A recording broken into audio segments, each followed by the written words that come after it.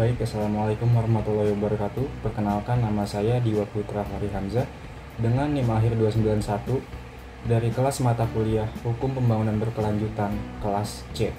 Pada kesempatan kali ini, saya ingin memberikan analisa saya terkait kasus target TPB yang masih belum bisa tercapai. Sebelum masuk kepada kasus, pertama-tama kita harus mengetahui apa itu SDGs. SDGs atau Sustainable Development Goals adalah pembangunan yang menjaga peningkatan kesejahteraan ekonomi masyarakat secara berkesinambungan, pembangunan yang menjaga keberlanjutan kehidupan sosial masyarakat, pembangunan yang menjaga kualitas lingkungan hidup, serta pembangunan yang menjamin keadilan dan terlaksananya tata kelola yang mampu menjaga peningkatan kualitas hidup dari satu generasi ke generasi selanjutnya. Dalam TPB atau SDGs ini merupakan komitmen baik itu global maupun nasional dalam upaya untuk mensejahterakan masyarakat yang dimana isinya itu mencakup 17 tujuan. Untuk mengetahui lebih lanjut apa saja sih 17 tujuan itu, yang pertama itu ada no poverty atau tanpa kemiskinan. Lalu yang kedua itu ada zero hunger atau tanpa kelaparan. Lalu yang ketiga ada good health and well-being atau kehidupan sehat dan sejahtera. Lalu yang keempat ada quality education atau pendidikan yang berkualitas. Yang kelima ada gender equality atau kesetaraan gender. Dan yang keenam ada clean water and sanitation atau air bersih dan sanitasi yang layak. Lalu yang ketujuh ada affordable and clean energy atau energi bersih dan terjangkau. Lalu yang kedelapan ada decent work and economic growth atau pekerjaan layak dan pertumbuhan ekonomi. Lalu yang ke-9 ada industry, innovation, and infrastructure. Lalu yang ke-10 ada reduce inequalities atau berkurangnya kesenjangan. Yang ke-11 ada sustainable cities and communities atau kota dan pemukiman yang berkelanjutan.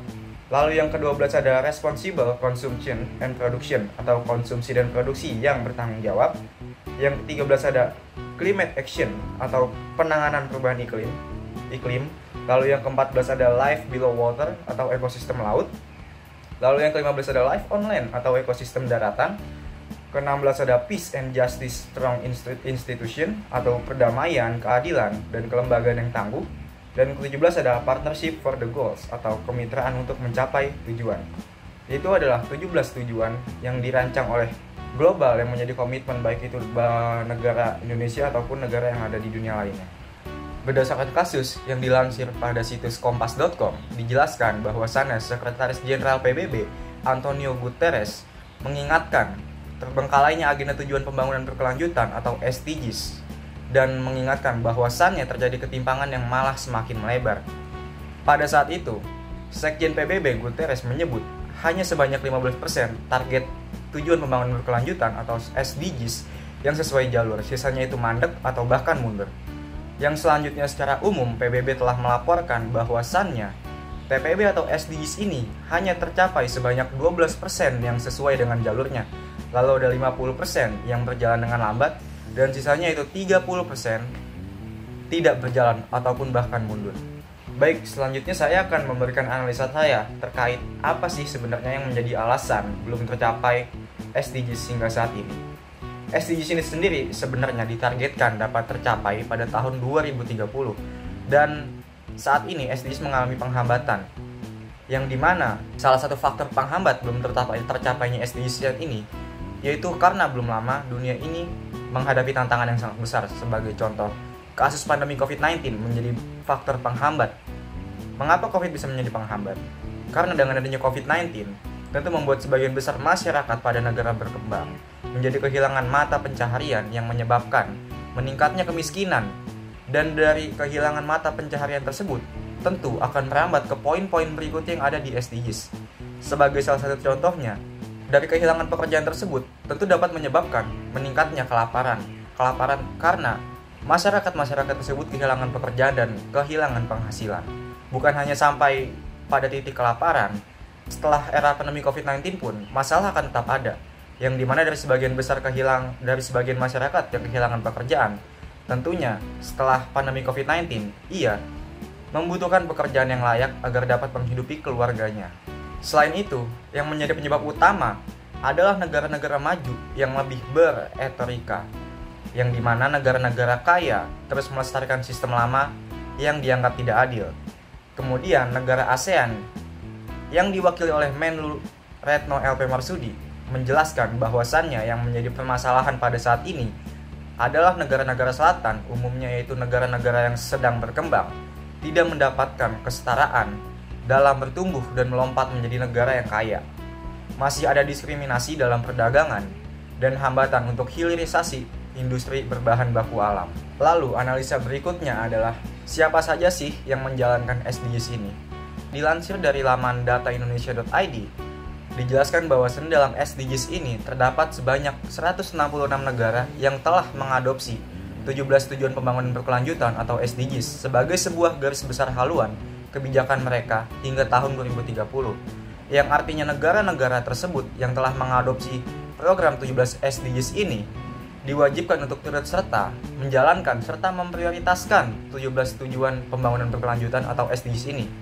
Namun, penerapan tersebut diharuskan memprioritaskan item-item yang tertinggal dalam negaranya sendiri. Lalu masuk pada analisa berikutnya, apakah Indonesia sudah dapat dikatakan berhasil dalam menjalankan SDGs-nya hingga saat ini? Dilansir dari kompas.id, kemajuan pencapaian 17 tujuan pembangunan berkelanjutan atau Sustainable Development Goals Indonesia masih masuk dalam kategori kemajuan yang rendah. Karena pencapaian pada tahun ini atau pada tahun kemarin, tahun 2022, justru dianggap menurun dibandingkan dengan tahun lalu yang masuk dalam kategori kemajuan medium. Di Indonesia, tujuan dalam SDGs yang dinilai cukup progresif adalah di poin nomor 4, yaitu pada sektor pendidikan, dan poin nomor 5, yaitu kesetaraan gender, dengan skor masing-masing 46 dan 45. Adapun tujuan 7 atau poin 7 yaitu memanfaatkan energi, dan poin 10 yaitu berkurangnya kesenjangan dinilai kurang maksimal di antara seluruh SDGs-nya, yaitu dengan skor 34 dan 31.